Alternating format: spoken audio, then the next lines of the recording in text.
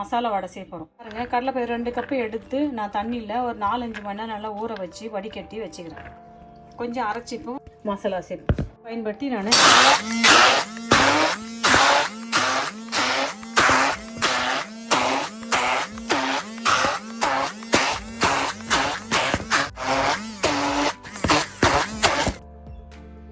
பாருங்கள் நம்ம அரிசி எடுத்துன்னு வந்துட்டோம். அவ்வளோதான். இப்போ இதில் நம்ம மசாலா சேர்க்கலாமா. இது வெங்காயம் பச்சை மிளகாயை நான் என்ன பண்ணுறேன், பொடிசாக வெட்டி அதை கொஞ்சம் எண்ணெயில் போட்டு வதக்கி எடுத்துன்னு வந்துக்கிறேன். வதக்கி போட்டால் நல்லது, அப்படியே கூட போடலாம். ஆனால் வதக்கி போட்டோம் வச்சிங்களேன், நாளைக்கு கூட சாப்பிடலாம் வச்சிருந்து. இது 2 நாளைக்கு வடை கெட்டு போகாது. கொத்தமல்லி தழை போடுறோம். பூண்டு நசுக்கி தோலோட பூண்டு போடுறேன்.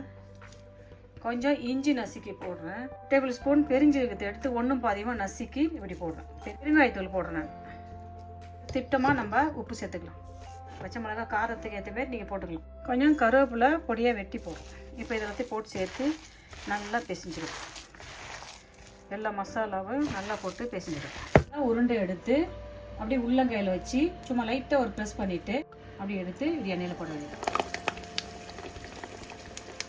அப்படி அழகாக உருண்டை பிடிச்சி உண்டையை வந்து கையில் அப்படி வச்சு லைட்டாக அப்படி ப்ரெஸ் பண்ணிவிட்டு உள்ளே வைக்கணும்.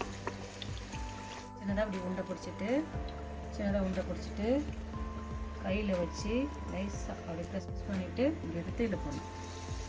கொஞ்சமாக சின்னதாக அப்படி உருண்டை பிடிச்சிட்டு கையில் வச்சுட்டு லைட்டாக அப்படி ப்ரெஸ் பண்ணணும்.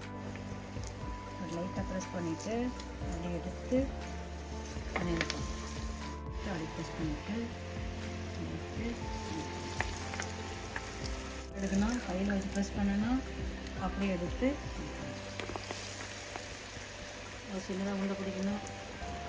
நல்லா அப்படியே அழகாக லட்டு போல் உண்டை பிடிக்கணும். உண்டை பிடிச்சி வச்சுட்டு அப்படி லைட்டாக ஒரு ப்ரெஸ் பண்ணணும். அப்படியே எடுத்து பார்த்தீங்கன்னா அழகாக வந்துருக்கா. அழகாக எடுக்கணும்.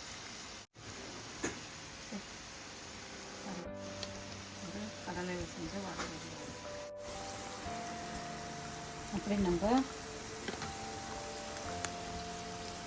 இந்த வடை எடுக்கும். பாருங்க என்ன அழகாக பொரிஞ்சு பார்த்துங்க. அவங்க என்ன காரம் இல்லை கிடைக்கும்.